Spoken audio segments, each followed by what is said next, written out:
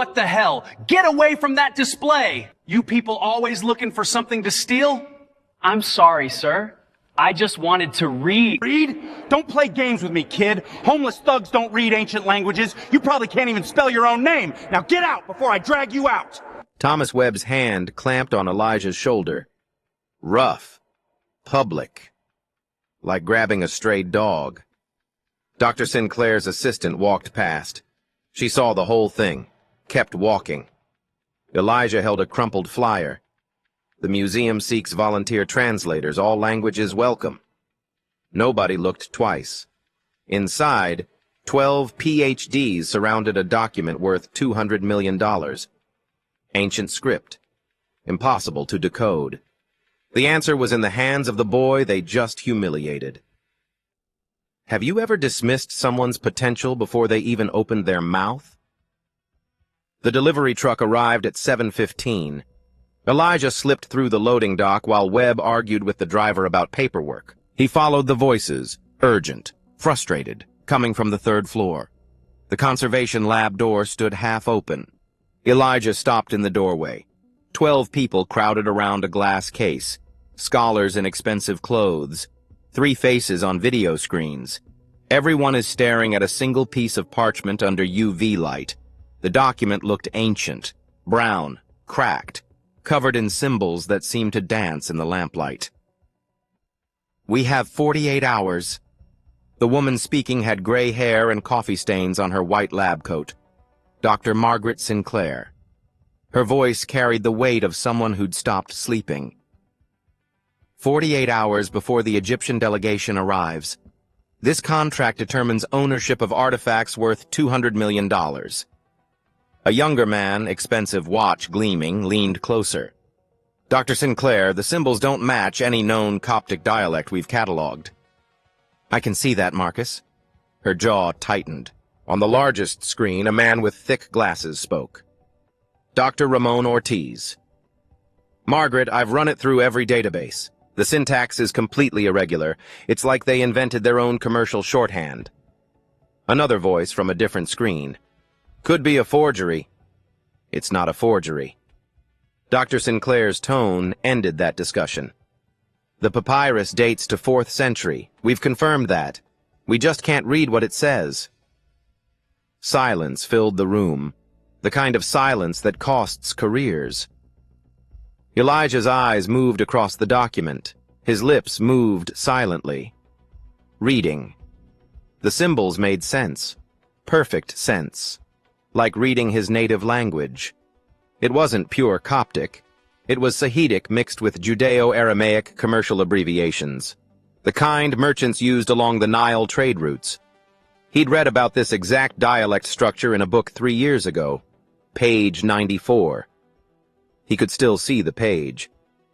Jennifer, the assistant, glanced toward the door, saw him. "Security!" Her voice cut through the room. "There's someone—" Elijah didn't think.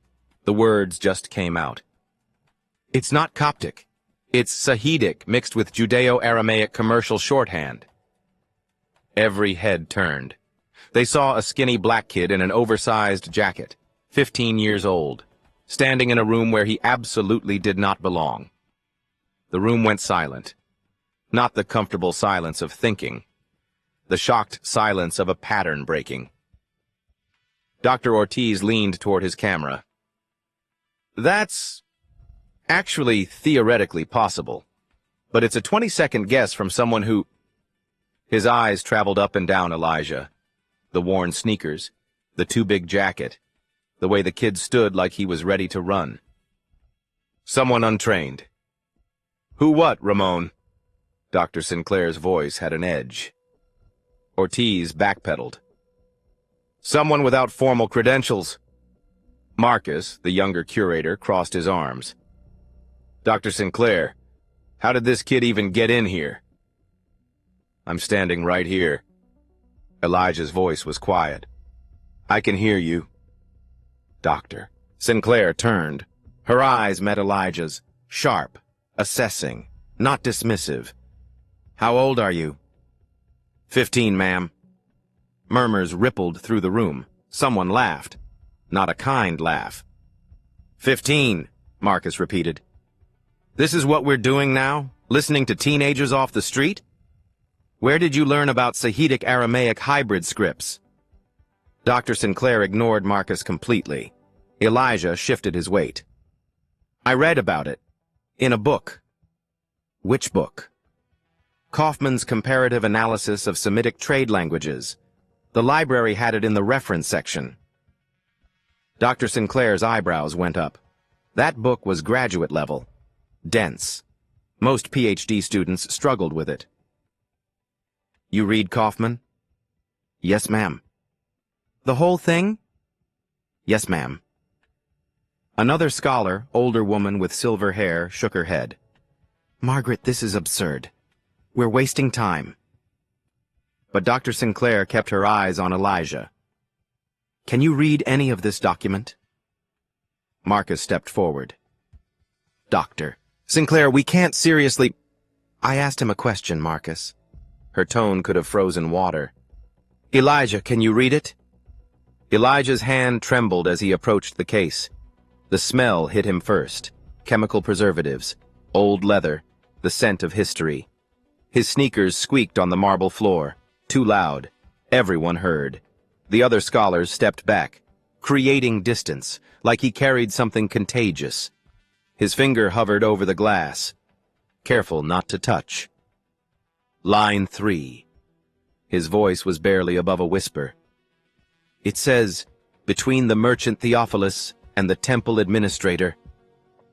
Dr. Ortiz started typing frantically. Wait! Stop! His face went pale.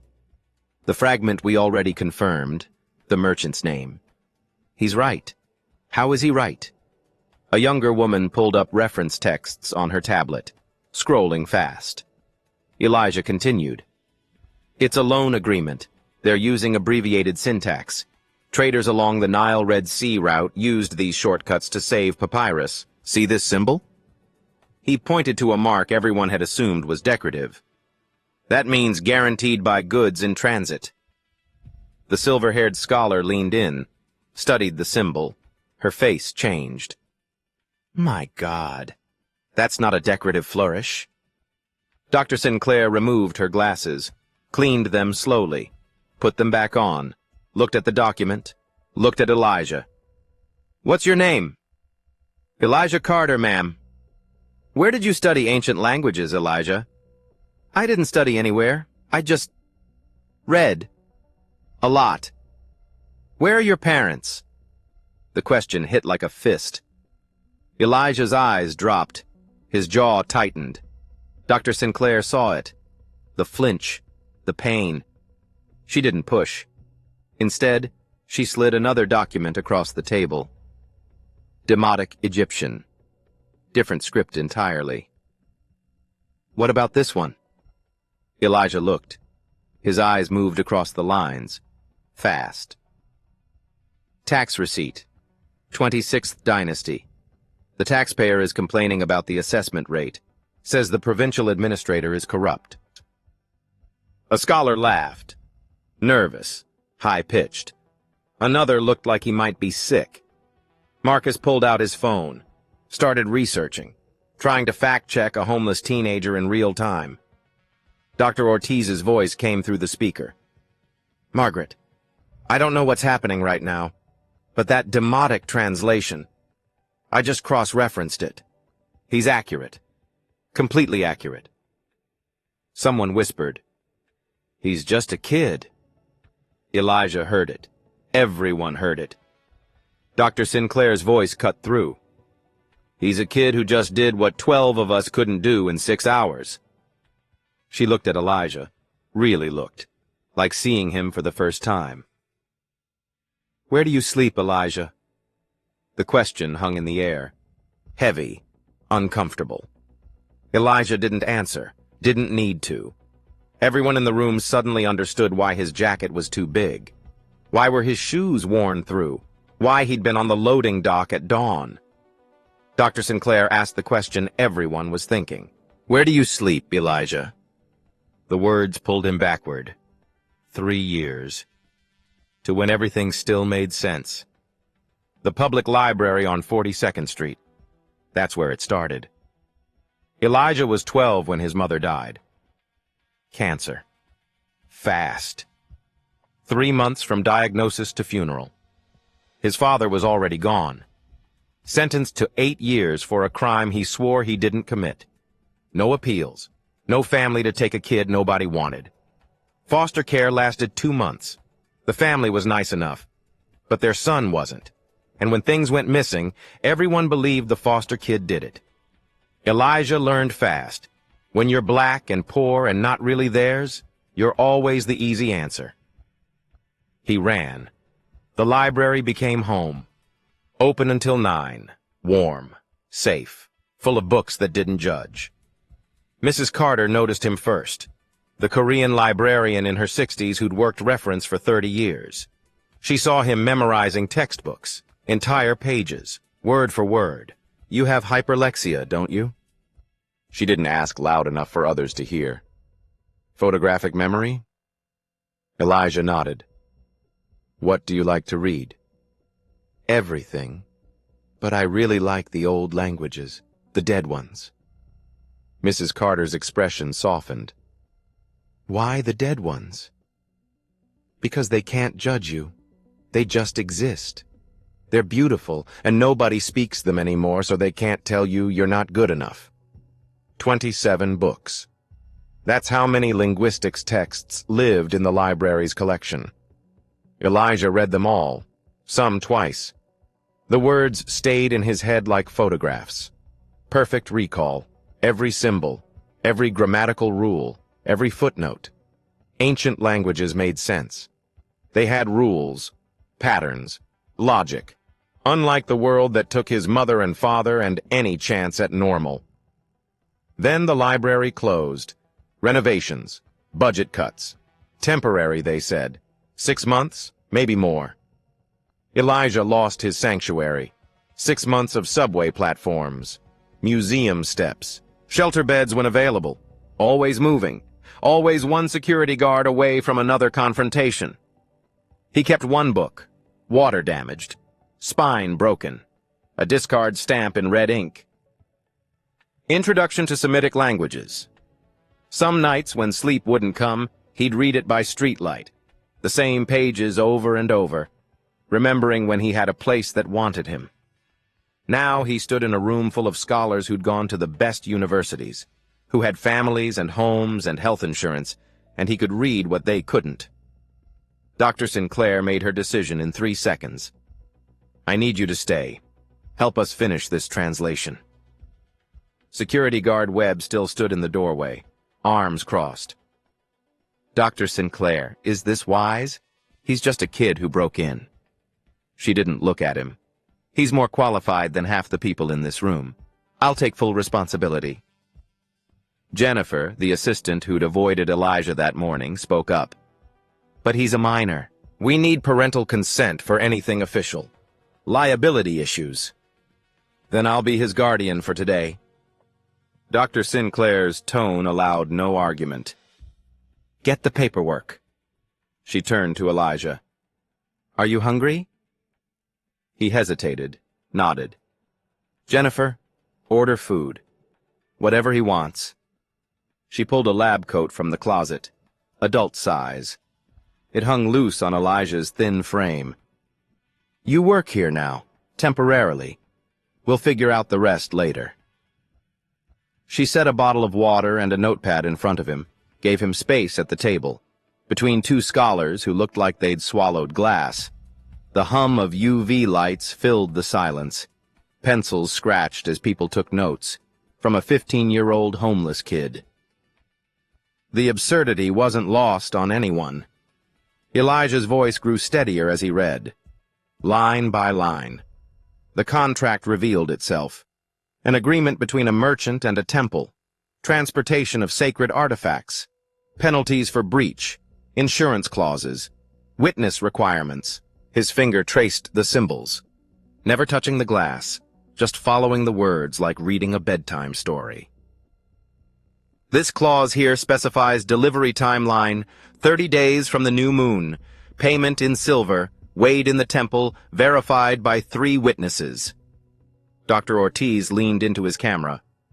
The historical records support this. Temple silver trade was common in that period. Marcus whispered to another curator. Not quiet enough. This is embarrassing. We're trusting a street kid. Dr. Sinclair heard. Marcus, either contribute or leave. Your choice. Marcus went silent, but his expression said everything. Then Elijah stopped. Line 8. Different script woven into the Sahidic. This section. I need a minute. What is it? Dr. Sinclair asked. Old Nubian. I've only seen it once, in one book. Let me... He closed his eyes. The room watched, some skeptical, some curious, all uncomfortable. Elijah's fingers moved in the air, tracing invisible text. His lips moved silently, recalling pages he'd read years ago. 90 seconds passed. Felt like hours. His eyes opened. It's a witness clause. Requires 3 signatures. 1 from a Nubian trade partner. Proves the agreement crossed regional boundaries. The silver-haired scholar pulled up records on her tablet, scrolled. Her eyes widened. Nubian trade witnesses were standard for high-value contracts crossing Egyptian Kushite territories. This is correct. Dr. Ortiz's voice crackled through the speaker. How old were you when you read about old Nubian? 13. Someone made a sound, half laugh, half disbelief. You memorized a book about old Nubian at 13. Another scholar's voice carried pure skepticism. I don't try to memorize. It just stays. Dr. Sinclair's phone buzzed. She glanced at the screen. Her expression tightened. The museum director wants an update. She looked at Elijah, the kid who'd been thrown out 2 hours ago, who was now translating a document worth millions. I need to tell him something. Are you certain about this translation? Elijah met her eyes. Yes, ma'am. I'm certain. She nodded, stood, smoothed her lab coat. Then that's what I'll tell him. She walked toward the door, stopped, turned back. Don't let anyone make you feel small while I'm gone. The door closed behind her. Elijah sat at the table, surrounded by scholars with decades of experience and Ivy League degrees, and they were waiting for him to tell them what came next. The boardroom was all glass and leather, city views and expensive art. Richard Halloway, the museum director, sat at the head of the table, 62, white, $3,000 suit, a man used to control. Your source is a homeless teenager? His voice carried disbelief and something sharper, disgust. Margaret, a 15-year-old black kid off the street? Dr. Sinclair kept her spine straight. My source is someone who can read languages your entire staff cannot. The optics, Margaret. He leaned back, fingers steepled. A child, no credentials, living on the streets. What if he's running some kind of con? What if you're being played? Played into what?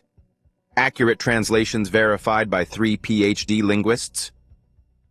Board members watched through video screens, silent, judging. Patricia Vance, the museum's legal consultant, shook her head. Expensive highlights caught the light. Dr. Sinclair, we cannot present this to the Egyptian delegation. The translator is a minor. Where are his parents? Who's legally responsible if something goes wrong? 3 separate experts have confirmed every line he's translated. Confirmed based on his initial reading. Patricia's tone sharpened.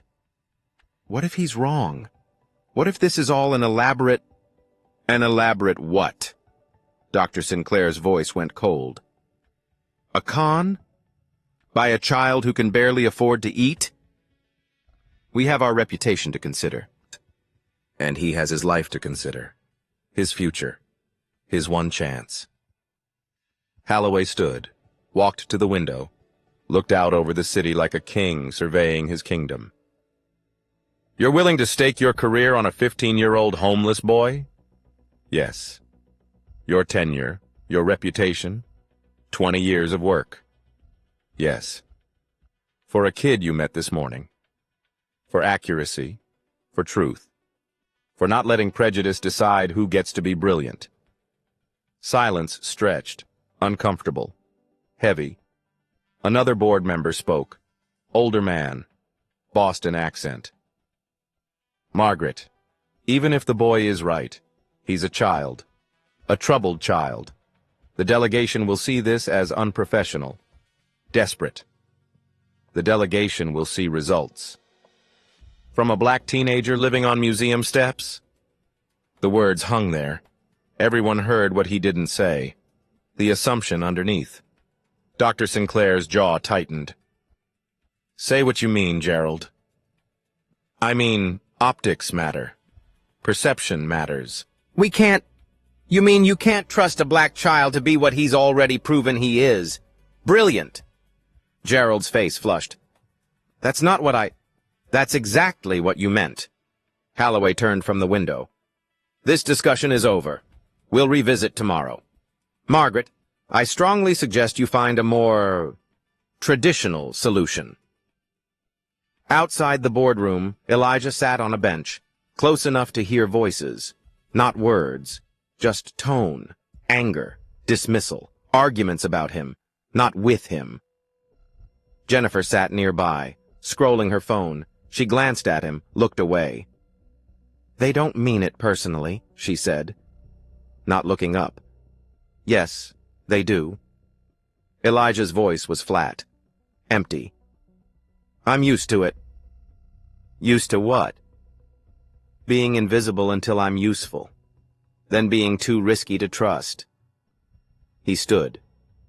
It's always the same, every time. He walked toward the elevator. Jennifer watched him go. Guilt flickered across her face. This morning's memory. Pulling her bag away. Walking past. The elevator dinged. Doctor. Sinclair burst through the boardroom door, saw Elijah waiting for the doors to open. Don't go. He didn't turn around. Elijah, please. I'm making it worse for you. I always make it worse. She reached the elevator, stood beside him, not blocking, just present. You're not making anything worse. Their fear is... The elevator doors opened. Empty car waiting. Neither moved. Dr. Sinclair pulled out her card, pressed it into his hand. Tomorrow, 8 a.m., we present to the Egyptian delegation. What if I mess up? I'm just a kid. She bent down, eye level, the way a mother would. You're not just anything, Elijah. You're extraordinary. His eyes filled. He blinked hard. I need you tomorrow, but only if you choose to come back. The elevator doors closed. Empty. Elijah looked at the card in his hand. Dr. Margaret Sinclair, Director, Ancient Languages Division. Someone finally saw him. Really saw him. The question was whether he was brave enough to show up again. 7:55 a.m. Elijah stood outside the museum. Same worn jacket, hair combed with water in a subway bathroom. Dr. Sinclair waited inside. Shopping bags in her hands, youth sizes, still tagged. You're a consultant now. Dress the part. The bathroom mirror showed someone different. Button-down shirt, pants that fit. First new clothes in 18 months. He touched the collar, tried not to cry. 8:15. Black cars arrived. The Egyptian delegation. Serious men in expensive suits. One woman in a navy hijab. All carrying authority like weapons. Dr. Youssef El Sayed led them. 55. Sharp eyes that missed nothing. Dr. Sinclair, I trust you have answers? Significant progress. The conference room was filled. Egyptian legal team, cultural attaché, their translator, museum staff. The air is thick with tension and money. Dr. Sinclair presented preliminary findings. The contract's structure, terms, parties. Dr. El-Sayed listened, nodded, revealed nothing. Impressive. He opened his briefcase. We've brought a complementary fragment. We need simultaneous verification. A photograph slid across the table. Different papyrus. Same impossible script. Our translator reads in Arabic, yours in English. If they align, we proceed. He looked at the video screen. Dr. Ortiz?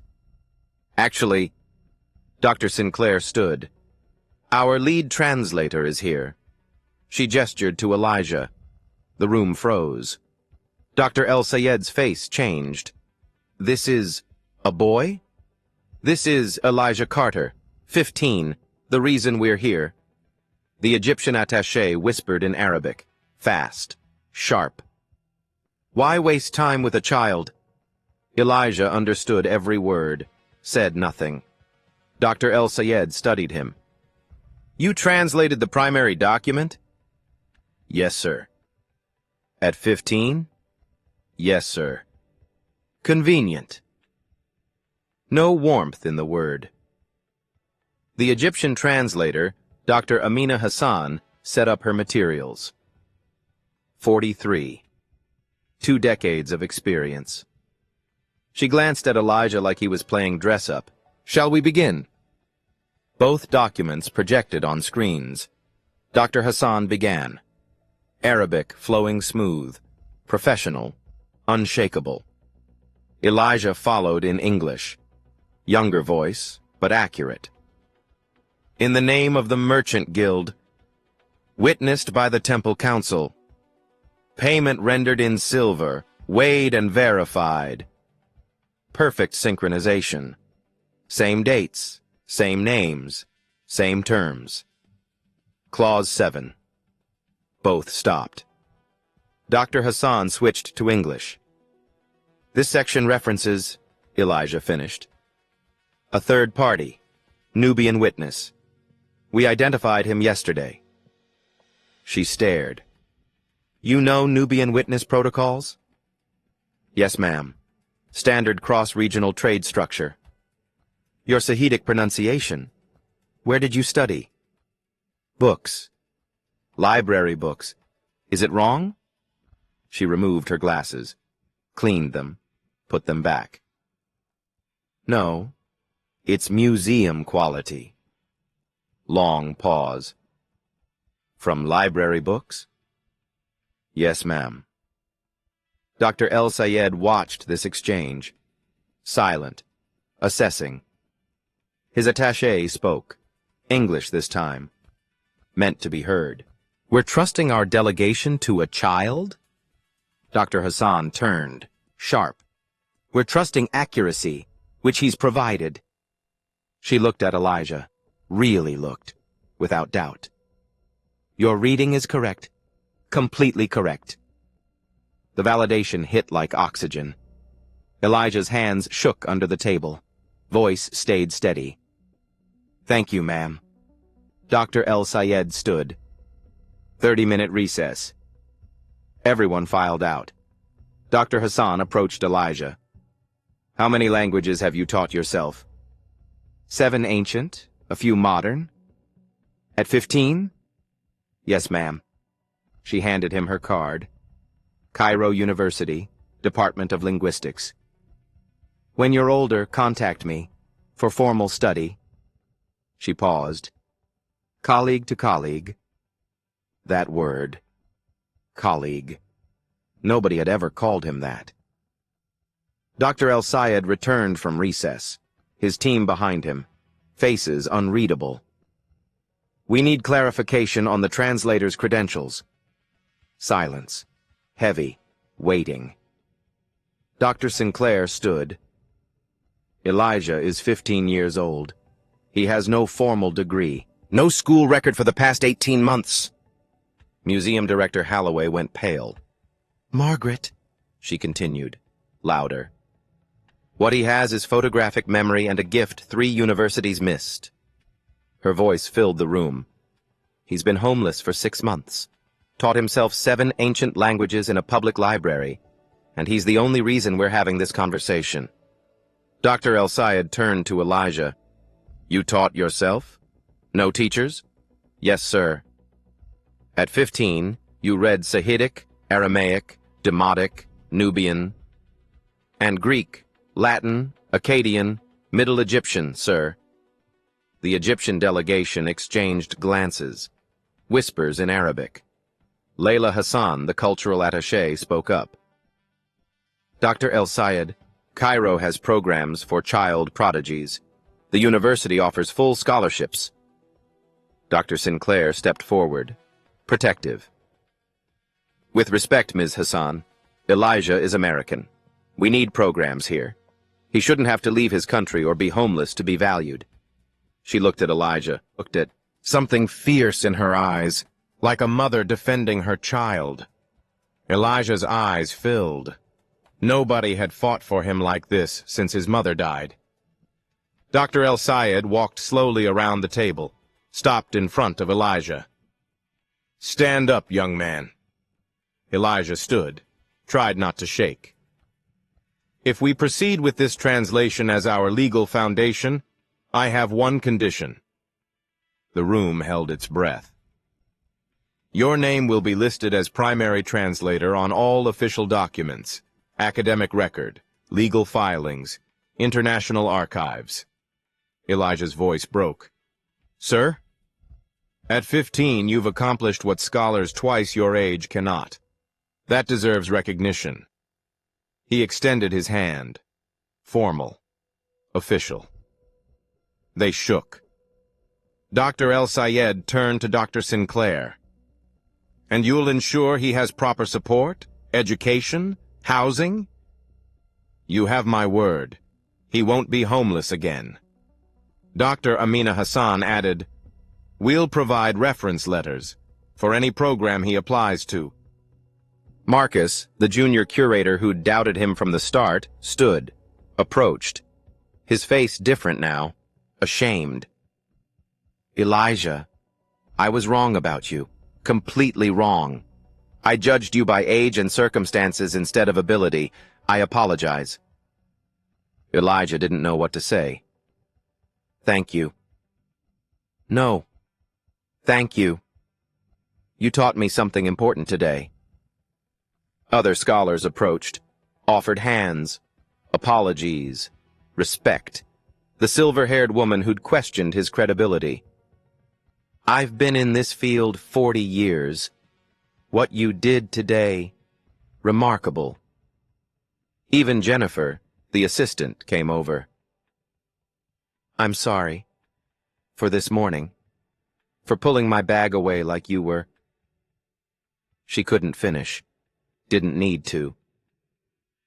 I see you now, she said quietly. Really see you. Dr. El-Sayed raised his voice. Tomorrow, we sign, with Elijah Carter's name on the document. He looked at the museum director. Non-negotiable. Holloway could only nod. The Egyptian delegation filed out. Dr. Hassan paused at the door. Elijah, Egypt values genius. At any age. Remember that. The door closed. Elijah stood in a room full of people who'd dismissed him hours ago. Now they saw what Dr. Sinclair had seen from the start. Someone worth believing in. The delegation broke for lunch. Elijah found his way back to the conservation lab. Empty now. Quiet. He stared at the preliminary document on the table. His name typed in black ink. Elijah Carter, primary translator. His finger traced the letters, like they might disappear if he blinked. Dr. Sinclair found him there, didn't announce herself, just sat down beside him, not across. Same level. She didn't speak right away, just sat, present. Finally, she broke the silence. My father was a janitor at Harvard. Elijah looked up, surprised. He worked nights. When my mother was sick, he'd bring me with him. I'd read books students left in lecture halls. Philosophy, literature, books I had no business understanding at 12. Did you go to Harvard? Eventually, but first, someone had to see past the janitor's daughter. She pulled out her phone, showed him a photo. Young girl, maybe 15, standing with an older black man in a custodian uniform, both smiling. His name was Samuel. He told me something I've never forgotten. Her voice softened. He said, "They'll see the uniform before they see you. Prove them wrong every time." I was 16 when he said that. Your age, almost. Elijah studied the photo. The girl who became Dr. Sinclair. The father who believed in her. You remind me why I do this work. I just read languages. No. She turned to face him fully. You remind people that genius doesn't come with a resume, or an age requirement, or a permanent address. Her hand rested on his shoulder, not like Webb's grip that morning, not pushing him away. This touch said, I see you. I believe in you. I have something for you. She pulled out a library card. Brand new. His name is printed on it. Mrs. Carter called yesterday. She's been looking for you since the library reopened last week. His hands trembled, taking it. The children's section has new linguistics books. Anonymous donation. A small smile. They're waiting for you. Elijah tried to speak. Couldn't. The card blurred through tears. And I talked to youth services. We're setting up temporary guardianship. You'll have a place to stay while we figure out long-term arrangements. The tears came. Quiet. Years of holding everything together finally breaking. She didn't shush him. Didn't tell him to be strong. Just pulled him into a hug. First real hug in 3 years. He sobbed into her shoulder. All the fear, all the nights sleeping on concrete, all the times he'd been invisible. Someone finally cared enough to see him, to fight for him, to give him back what the world had taken. You're going to be okay, she whispered. I promise. You're going to be okay. And for the first time since his mother died, Elijah believed it. 2 p.m. Final contract review before signing. Everyone back in the conference room. Egyptian legal team, museum staff, translators on screens. The energy is different now. Cautiously optimistic. Then the Egyptian legal expert spoke. Older man, gray beard, reading glasses. There's a discrepancy. The room frozen. The date conversion, line 43. If this is wrong, the entire contract fails validation. Dr. Sinclair leaned forward. What kind of discrepancy? The Coptic calendar year doesn't align with the Roman year we need for legal standing. If the conversion is off, 3 institutions lose their claims. 200 million in artifacts.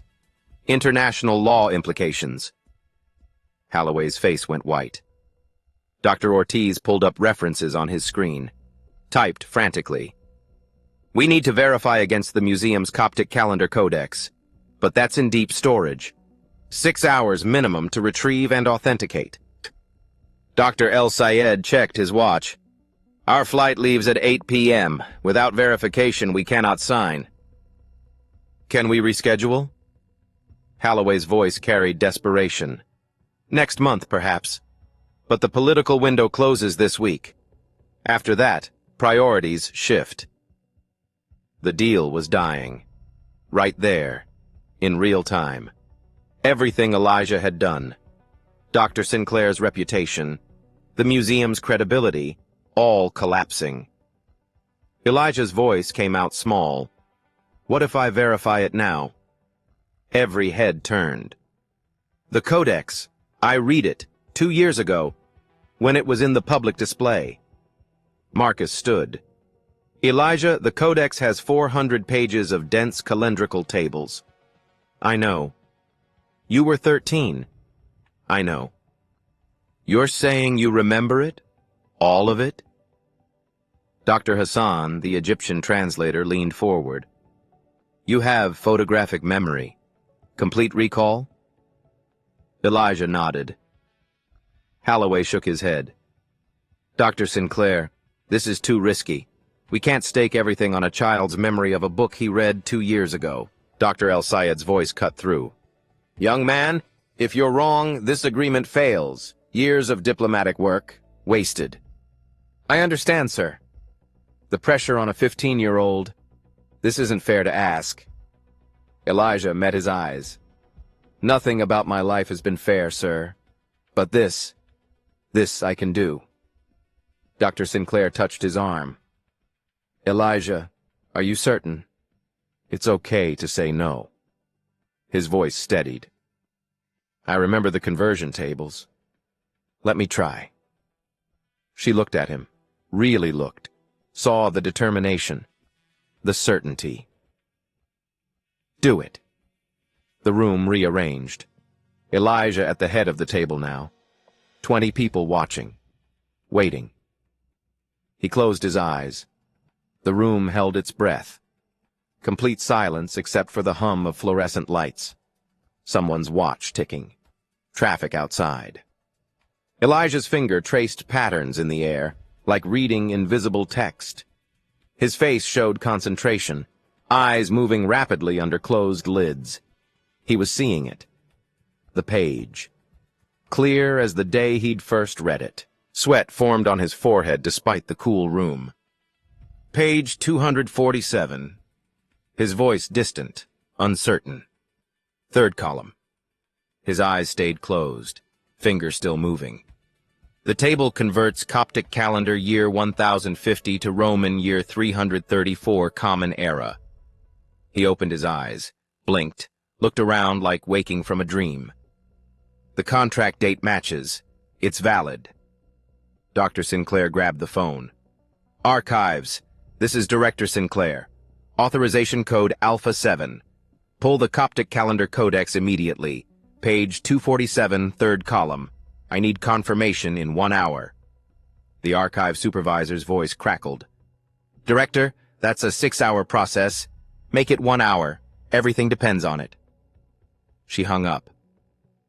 Now they waited. 60 minutes stretched like days. People made small talk, nervous energy. Nobody really listening to anyone else. Elijah sat apart, second-guessing everything. What if his memory failed? What if he'd mixed up pages? What if he just destroyed Dr. Sinclair's entire career? Dr. Hassan approached, sat beside him. How many books have you memorized? I don't know. I don't try to memorize. It just stays. Have you been tested? Formally? No, ma'am. No one to take me. No insurance. She exchanged a look with Dr. El Sayed across the room. Something passed between them. Understanding. Recognition. Elijah, regardless of what happens today, you have a gift.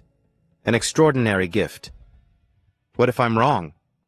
Then you're wrong. But you were brave enough to try. 45 minutes. The conference room felt smaller, hotter. Marcus paced.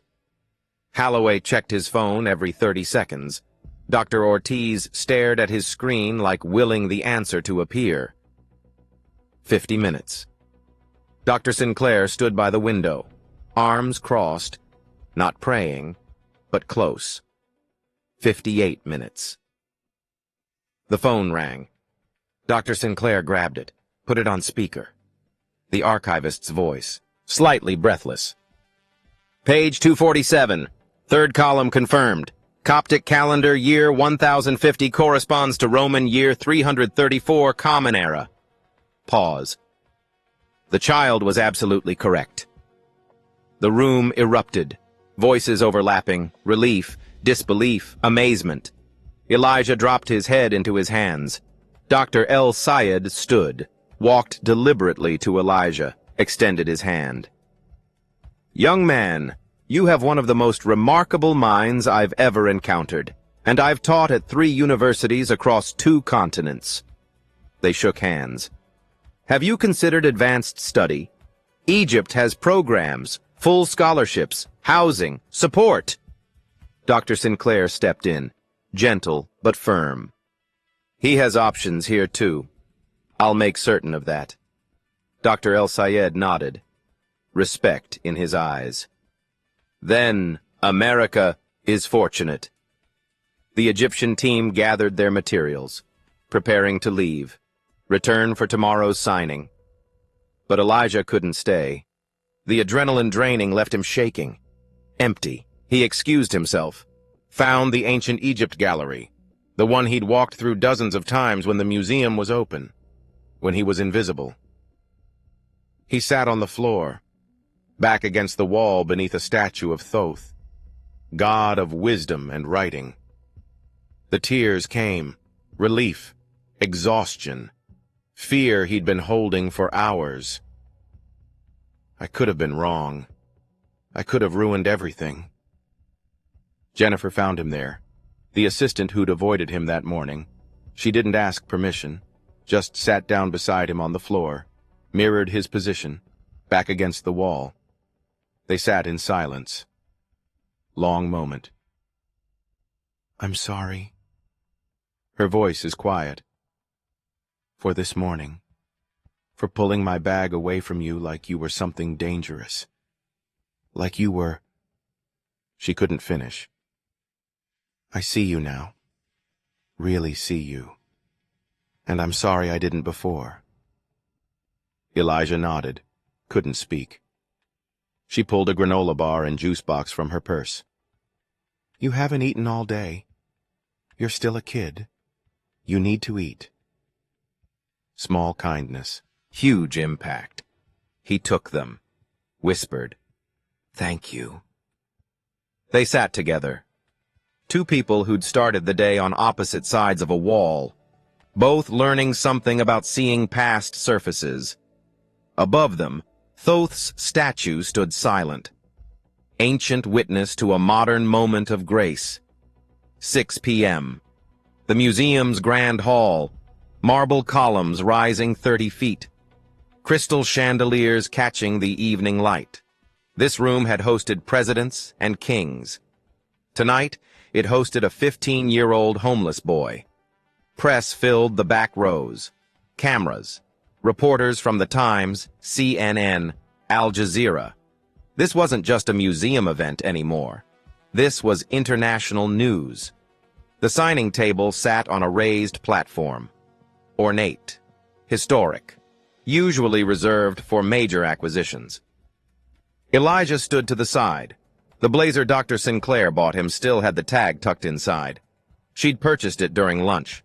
Hadn't even asked his size. Just knew. It fit perfectly.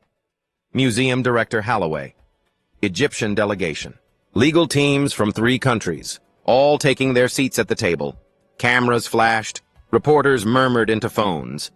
Dr. El-Sayed raised his hand. Silence fell. Before we sign, one correction to the document. Concern rippled through the room. Not again. He pointed to the byline, official translator credits. This currently lists institutional translators. Dr. Ramon Ortiz, Dr. Amina Hassan, our respective teams. He looked directly at Elijah. I insist we add primary translation and verification by Elijah Carter, independent scholar. The room went still, then applause. Scattered at first, building, growing, real recognition, public, permanent. His name in the historical record. Holloway had no choice. Not with cameras rolling, not with international witnesses. Agreed. A assistant brought the amended document, printed fresh, notarized on the spot. There, in black ink. Official and real. Primary translation and verification by Elijah Carter, independent scholar. The signing proceeded. Pens on paper, handshakes, flashes of light. Then the press questions began. New York Times reporter. Dr. Sinclair, can you speak to your team's methodology? Dr. Sinclair stepped to the microphone. She didn't hesitate. I can speak to what happened when we almost missed genius because it didn't arrive in the package we expected. She told his story. 15 years old. Homeless since 14. self-taught, dismissed repeatedly. Elijah out-translated experts with decades of experience and multiple advanced degrees. Not despite his circumstances. His mind simply works at a level most of us cannot comprehend. Pause. Let it land. And we almost threw him out like trash this morning. The room shifted. Uncomfortable truth spoken aloud. CNN reporter called out, "Can we hear from Elijah?" Every camera turned. Microphones extended. Dr. Sinclair gestured. "Elijah?" He approached the microphone like approaching a cliff, terrified, shaking. The microphone stood too tall. Someone adjusted it down, for a child. "What do you want people to know?" His mouth went dry. Hands trembled. This morning, he'd been invisible. Now the world watched. Dr. Sinclair nodded encouragement from the side. He found his voice, small, cracking, but honest. "That the library saved my life." The words came slow. "Books were my family when I had no one. And Dr. Sinclair believed me when everyone else just saw a problem to remove." He pointed to her, tears in his eyes. "She saw me. Really saw me." His voice broke completely, but he pushed through. "So if there's a kid sitting on museum steps tomorrow, or in a library, or anywhere, just see them, please." The room was silent, phones recording, cameras capturing raw, unfiltered truth from a child. Another reporter. "What's next for you?" Elijah's face showed honest confusion. "I don't know. I've never been able to think about next. I just tried to survive each day." Dr. El-Sayed stood, approached the microphone. "Perhaps I can help answer that." After the press left, Dr. Sinclair brought Elijah to her office. Holloway is already there. His expression completely changed from this morning, chastened, respectful. "Elijah, the board held an emergency meeting during the signing." Elijah's stomach dropped. Expected consequences. Expected everything taken away. "They've created a position, youth translator in residence, first of its kind in any major museum." Pause. "It's yours, if you want it." Elijah couldn't process words. "I don't have anywhere to—" Holloway interrupted, actually apologetic. "The position includes housing stipend, full health insurance, educational support, everything you need." Dr. Sinclair continued, "And I've been approved as your temporary legal guardian, until we find permanent placement, or until you're 18, if you'll have me." The room spun. Dr. El-Sayed also connected me with Columbia's linguistics department. They're offering a full scholarship. Starts when you're ready for university. First, we help you finish high school properly. She leaned forward, made sure he heard this.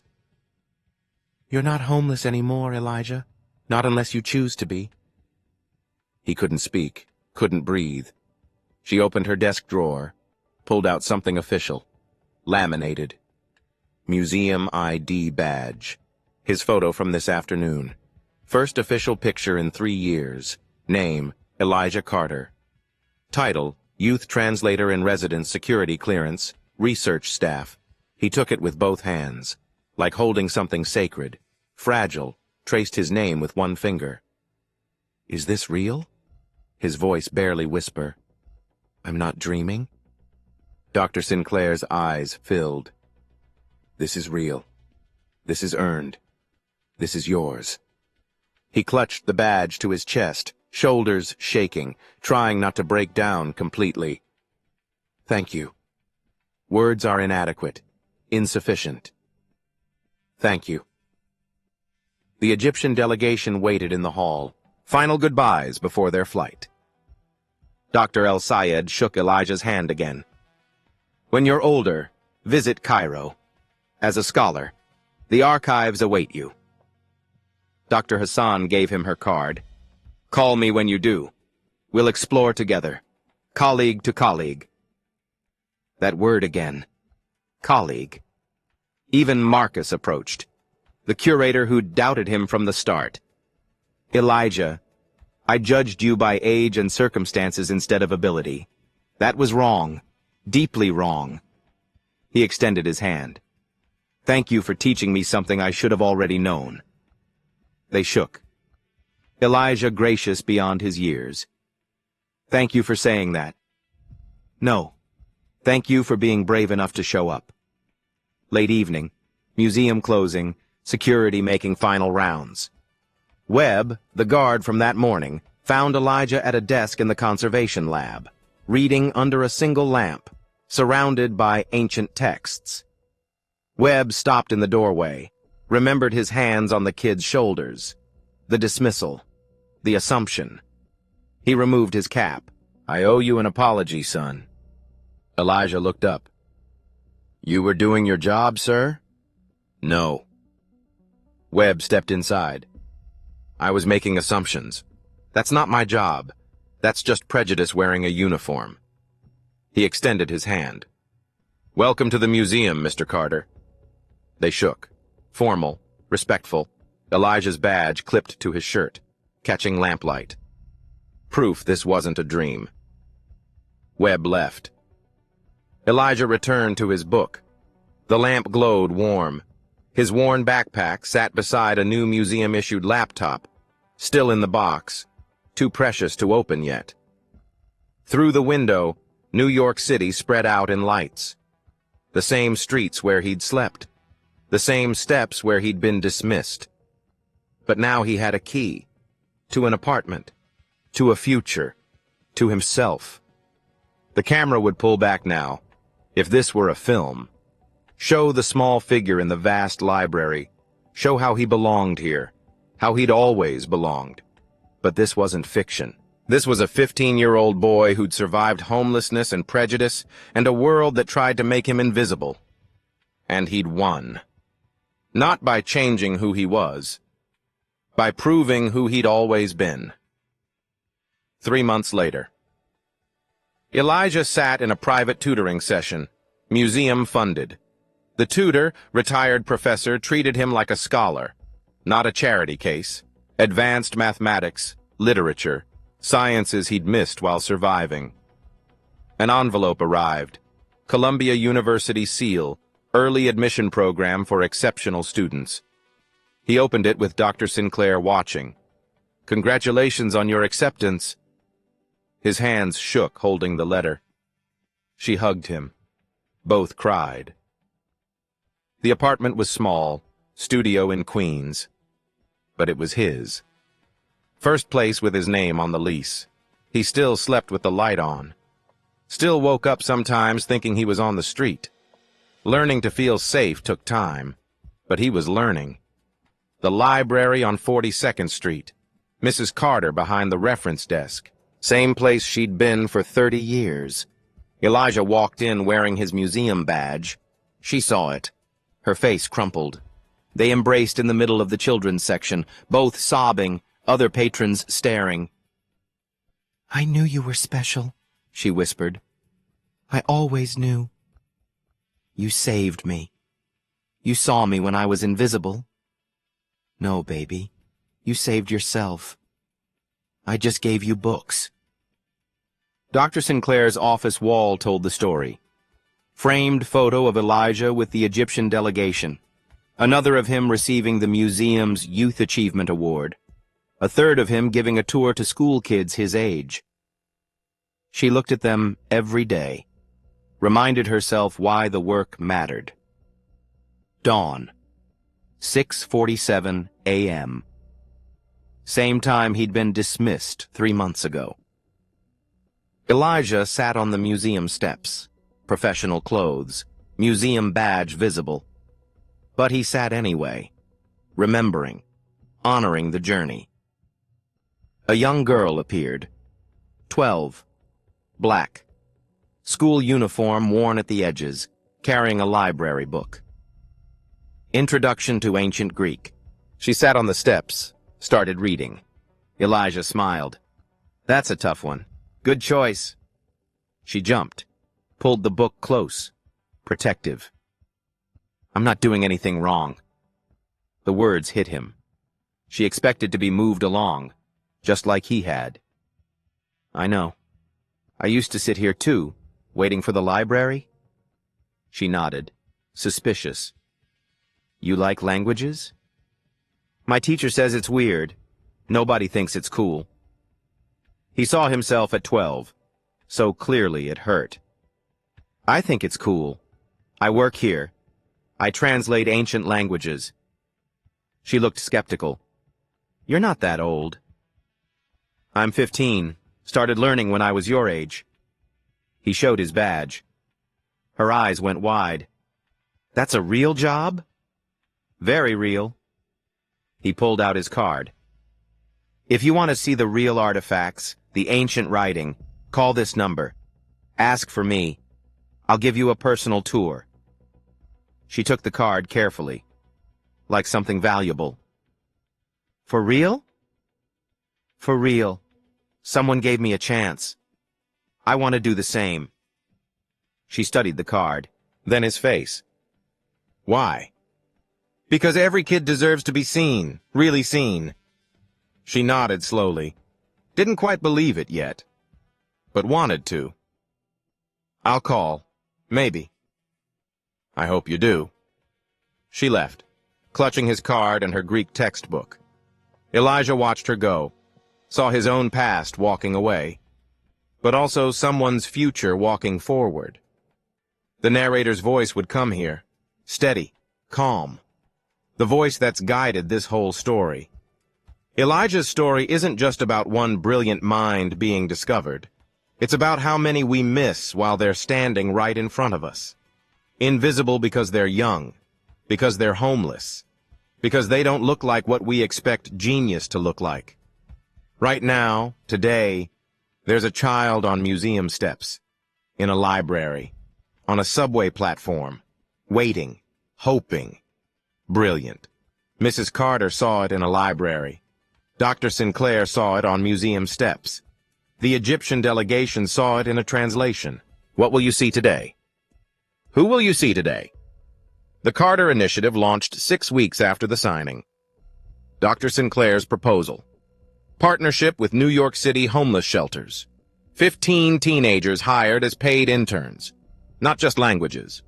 Art, science, history, conservation. Columbia created the Second Chance Scholars Fund. Full scholarships for homeless youth with exceptional abilities. 3 other museums adopted the program. Boston, Chicago, Washington, D.C. Mrs. Carter reopened the library's evening program. Safe space for homeless youth. Books. Warmth. Hope. One story. One person who chose to see instead of dismiss. Ripples spreading outward. If this story moved you, share it. Tag someone who needs to hear that their circumstances don't define their worth. Comment below. Have you ever been underestimated because of your age? Your background? How did you prove them wrong? Subscribe for more stories about talent hiding in plain sight. And if you can, donate to youth literacy programs. Support your local library. Mentor a young person. Genius is everywhere. We just need to look. Final scene. Elijah at his desk, translating a Byzantine manuscript. Easy work now. What once seemed impossible. Dr. Sinclair enters. Don't stay too late. School tomorrow. I know, Mom. He'd started calling her that. Still made them both emotional every time. She paused at the door. Proud of you, kiddo. Proud of you, too. She left. He returned to his work. And the final words appear. Simple. True. Your next discovery might be the person you almost didn't see. The statistics follow. Real. Sobering. 1.3 million homeless youth in America. 68% have above-average intelligence. Less than 3% access higher education. Resources listed. Ways to help. Numbers to call. The Carter Initiative is fictional, but the need is real. Every library, every museum, every institution can choose to see talent. Will yours? The screen fades, but the question remains. Elijah Carter was 4 hours a museum adorned for looking homeless. By sunset, his name was on $200 million contracts. But here's what really gets me. 12 PhDs couldn't crack that ancient text. A 15-year-old sleeping on museum steps did it in minutes. Not because he had advantages, because he loved learning when he had nothing else. Elijah taught himself 7 languages in a library because books were his family. He memorized page 247 of a calendar codex 2 years ago, not for school, just because it was beautiful. The security guards saw a homeless thief. Dr. Sinclair saw Julius in worn shoes. The difference? She actually looked. One person choosing to see past assumption changed a life. Think about the last person you dismissed before they spoke. The kid you assumed was trouble. The resume you tossed because of the address. Right now, there's a billion mice sleeping in your city's library. 1.3 million homeless youth in America. 68% have above average intelligence, less than 3% each colleague. Not because they can't, because nobody's looking. Share Elijah's story. Support your local library. They save lives. Comment. When were you underestimated because of how you looked? Your next discovery might be the person that you almost didn't see. The genius doesn't need credentials, just someone brave enough to listen.